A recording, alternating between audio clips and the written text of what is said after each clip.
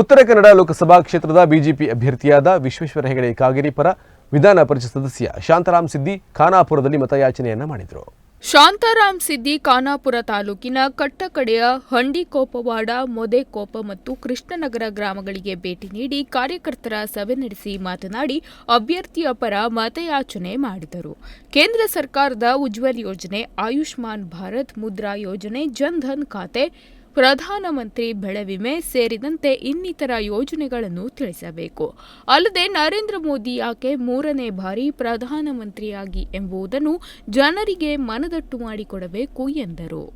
ಪ್ರತಿ ಕುಟುಂಬಕ್ಕೂ ಶುದ್ಧ ಕುಡಿಯುವ ನೀರು ಲಭಿಸಬೇಕೆಂದು ಪಣತೊಟ್ಟ ನರೇಂದ್ರ ಮೋದಿ ಮನೆ ಮನೆಗೆ ಗಂಗೆ ಯೋಜನೆಯನ್ನು ಅನುಷ್ಠಾನಗೊಳಿಸಿದ್ದಾರೆ. ದೇಶಕ್ಕೆ, ಧರ್ಮಕ್ಕೆ ಒಳ್ಳೆಯದಾಗಲು ನರೇಂದ್ರ ಮೋದಿ ಮತ್ತೊಮ್ಮೆ ಪ್ರಧಾನಿಯಾಗಬೇಕು.